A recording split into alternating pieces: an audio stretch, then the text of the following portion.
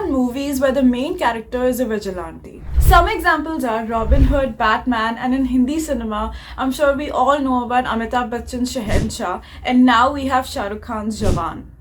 For generations now, we've loved watching a common person, someone just like us, take on the system and provide justice to people.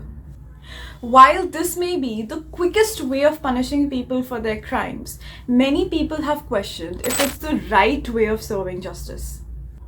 Okay, before you make up your mind on that, I want to talk to you about a woman from Uttar Pradesh who started her own vigilante group to fight against caste-based and gender violence. This is a story that involves justice, pink saris, and what happens when women come together to fight for each other. So get ready for the incredible tale of the Gulabi Gang, a group of women warriors who took on real-life villains when the police failed to protect them. In 2006, one day, the Gulabi Gang's founder, Sampat Pal Devi, saw a woman being brutally beaten by her husband. Most people in this situation would walk away, thinking that it's an internal matter between the husband and wife. But Sampat Pal Devi was not like that. She decided to intervene and stop the violence then and there. Unfortunately, the husband of that woman ended up beating Sampat Pal Devi as well. So the next day, Sampat Pal Devi rounds up 5 other women, all of them armed with lathis, and they beat up the guy just like he had beaten up his wife. And that is when the Gulabi Gang was born. According to Sampat Pal Devi herself, the Gulabi Gang isn't just a gang, it's a gang for justice. The group is called Gulabi Gang because of their uniform, which is a bright pink sari, and their weapon, a lathi made of bamboo stick which they use to beat up goons.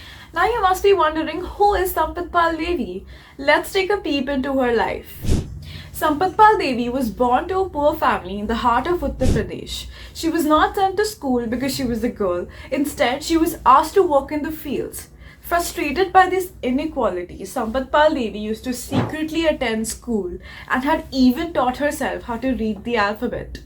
When her uncle noticed her interest in academics, he officially enrolled her into a school where she performed excellently.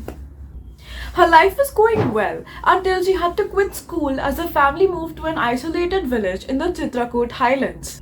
To make it worse, she was married off at the age of 12 to a man who was 10 years older than her. Sampat Pal Devi said it was tough to get married at such a young age, both emotionally and physically. Even after marriage and having 5 children, Sampat Pal Devi never gave up on her vigilante tendencies. Whenever there was any kind of caste or gender injustice in a village, Sampat Pal Devi always raised her voice against it, even if she was the only one doing so. Okay, now that we're done with Sampat Pal Devi's introduction, let's take a look at some moments where the Gulabi Gang came face to face with the system. According to a 2008 Vice News report, the Gulabi Gang had once beaten up a policeman for refusing to register a rape complaint. An upper caste man had allegedly raped a Dalit woman in the village, and the police was refusing to file a complaint. A few people who were protesting against the police's inaction were taken into custody instead.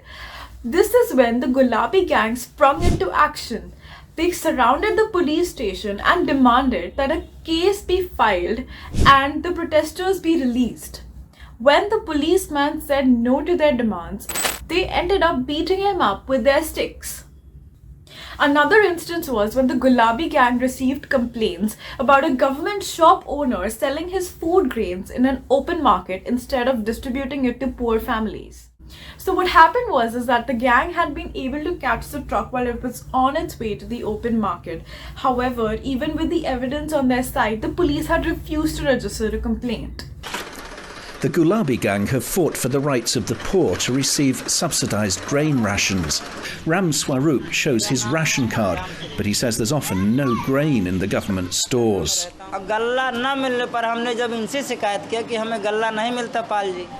When I didn't get my grain ration, I complained to Sampat Pal, and she did some investigation and asked why the grain wasn't being distributed. She found it was being sold off on the quiet by the ration shop owner.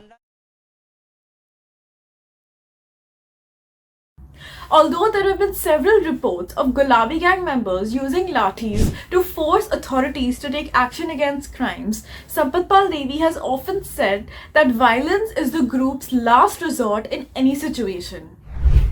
Despite Sampat Pal Devi's assurances, many people have criticized the gang's violent ways.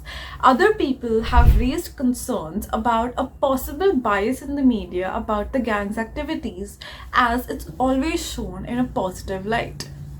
But we can't ignore the fact that Sampat Pal Devi was able to mobilize thousands of women across UP and inspire a new confidence in them, a rare feat if you ask me. In a society where abuse against women goes unaddressed on a daily basis, we need to give credit to the Gulabi Gang for fighting the good fight and delivering justice. Gulabi Gang! Zindabad!